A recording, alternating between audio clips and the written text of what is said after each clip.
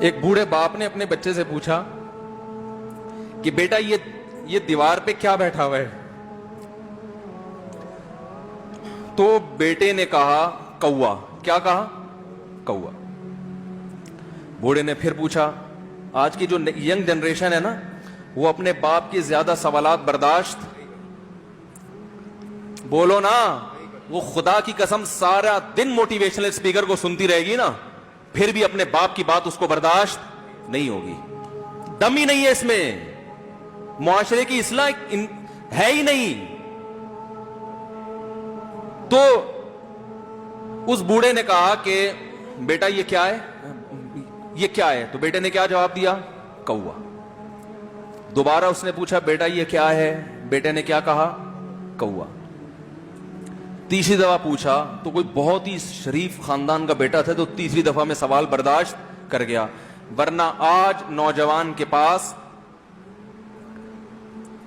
بوڑھے باپ اور بوڑھی ماں کو برداشت کرنے کا حوصلہ نہیں ہے۔ 2-3 سوالات پر ہی آگ بگولا ہو جاتے ہیں۔ وہ مجھ سے کہتے ہیں میرے ابا ایسے، میرے پاپا ویسے۔ او بھائی، اگر تیرے ابا اچھے ہوتے تو اچھا تو دوست بھی ہو تو اس کے ساتھ اچھا سلوک کرنا چاہیے نا۔ ابا اما تو خراب ہو پھر اچھا سلوک کرنے کا حکم، اس لیے کہ ان کے احسانات ان کی برائیوں سے بولو زیادہ ہیں۔ جو احسان انہوں نے کر دیا وہ ایسا آپ پر احسان کر دیا ہے کہ اب اس کا بدلہ قیامت تک آپ نہیں چکا سکتے۔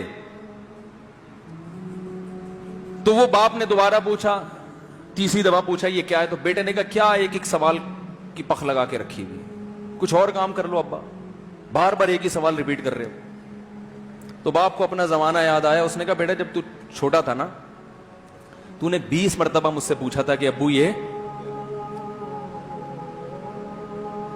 20 مرتبہ پوچھا تھا، اور میں ایک دفعہ بھی میں نے جھنجھلا کے جواب بولو نہیں دیا تھا۔ تو چونکہ بچہ بھول جاتا ہے کہ میری ماں نے میرے لیے کیا کیا، اور خود ماں بھی بھول جاتی ہے، حقیقت تو یہ ہے، باپ بھی بھول جاتا ہے کہ میں نے اپنی اولاد کے لیے کیا کیا۔ اللہ چونکہ یاد رکھتا ہے، اس لیے اس نے قرآن میں بار بار ماں باپ کو بیان کیا ہے، بہت زیادہ بہت زیادہ۔ وَوَصَّيْنَا الْإِنسَانَ، فرمایا آرڈر نہیں دے رہا، حکم نہیں دے رہا، وصیت کر رہا ہوں۔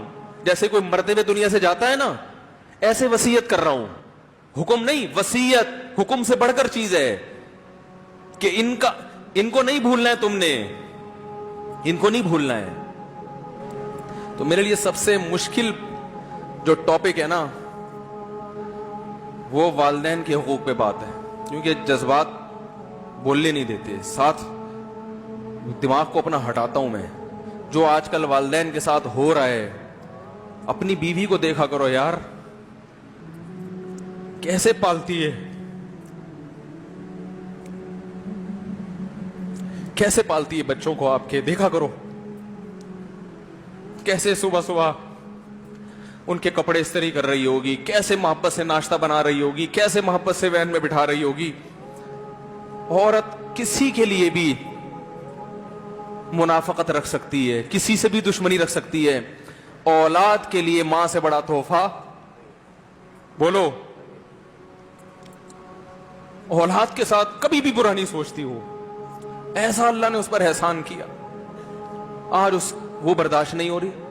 کمبخت مرنے کے بعد غسل نہیں دے رہے ہوتے اس کو، باپ مر گیا فوراً عیدی سینٹر غسل کے لیے، ماں مر گئی عیدی سینٹر۔